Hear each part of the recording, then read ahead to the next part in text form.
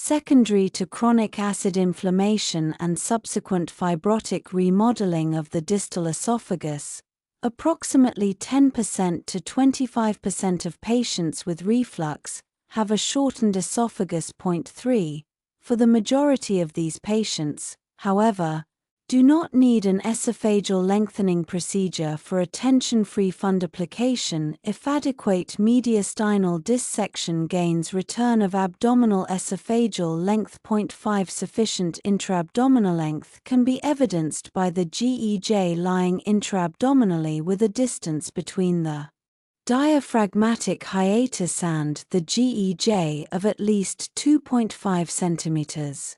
It is at this threshold of 2.5 centimeters, approximately the length of a fully open endotraumatic laparoscopic grasper, after adequate mediastinal and crural dissection should the sion to perform a Collis Gastroplasty take place. 3. With an overall incidence of implementation of 3% to 4% of reflux operations. The preoperative workup for reflux disease spans endoscopy, esophagogastroduodenoscopy, EGD, esophagography, upper gastrointestinal contrast swallow or esophagram, manometry, and pH probe.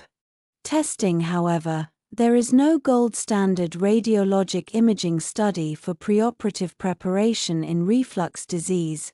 Surgical decision making to perform a Collis gastroplasty is done ultimately intraoperatively. Yet, esophagography and endoscopy may be the optimal studies to demonstrate a foreshortened esophagus by the following signs: hiatal hernia of 5 cm or more, giant type 3 paraesophageal hernia, esophagitis, Barrett's changes, and/or stricture. Because the Collis gastroplasty is an adjunctive procedure during gastric fundoplication, the principles of a proper anti-reflux procedure, RAP, or gastropexy apply, including left and right crural exposure, adequate mediastinal dissection, atraumatic esophageal retraction, and division of the short gastric vessels. Please refer to chapters 1 and 5 for further details. All studies, including esophagram, EGD, manometry, and pH testing, should be readily available and reviewed prior to and at the time of surgery. The esophagram should be displayed on a spare or dedicated monitor in the operating theatre, and EGD images be loaded as well for intraoperative reference. Attention to fine detail of the manometric report may avoid an unnecessary and detrimental 360-degree fundoplication, as a complete RAP may worsen symptoms in the light of the following findings: severe esophageal dysmotility, very low residual post-relaxation, lower esophageal sphincter, LES, pressures less than 30 mm of mercury during wet swallow. Although there are many port placement techniques, the star-pled Collis gastroplasty necessitates a left upper quadrant, endoscopic, angulating stapler by the surgeon's right hand through a 12 mm trocar. Steep reverse Trendelenburg is the position of choice. Assume extensive mediastinal dissection will be warranted, and therefore, risk of pleural compromise. The sterile skin preparation must be wide enough on either flank in case tube thoracostomies are necessary from resultant pneumothorax. However, a red rubber catheter between 10 and 14 francs may be placed in a witnessed pleural defect intraabdominally spanning the diaphragm to the hemithorax in question.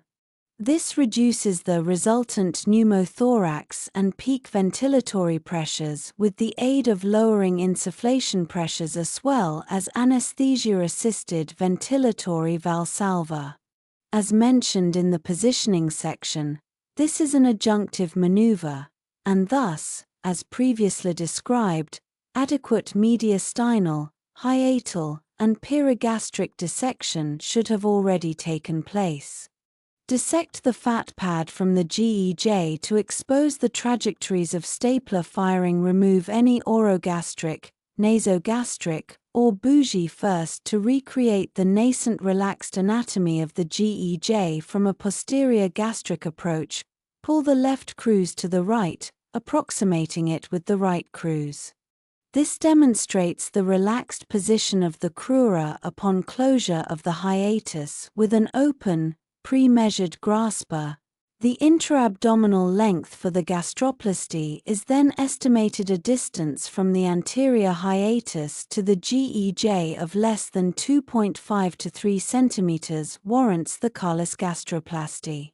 Measure from the relaxed hiatus 3 cm distally along a trajectory past the GEJ, if a bouger inserted endoluminally, and 1 cm laterally. Here, mark with electrocautery the placement of the first perpendicular staple firing de 48 fr. Dilator is placed transorally up to 55 cm from the incisors. This serves as the stent about which the Collis Gastroplasty is performed. The surgeon's left hand retracts the cardia toward the patient's left shoulder while the assistant retracts the greater curve laterally to the left flank. The first staple trajectory is usually performed with 1 or 2 firings of a rotating and articulate endoscopic stapler with medium-sized loads, 3 to 4 mm, using a 45 mm length endo-GIA purple load, Covigian, Mansfield, Massachusetts. With the endoscopic stapler articulated to the maximum degree in the surgeon's right hand, a 90-degree stapling is performed up to the body of the dilator on the left side of the patient just distal to the point predetermined and marked with electrocautery. The second staple trajectory is parallel to the dilator and cephalad again. 1 or 2 medium-sized staple loads might be needed. Be careful to not include the Penrose drain in the staple line. It may be placed into the mediastinum temporarily during the second set of staple firings.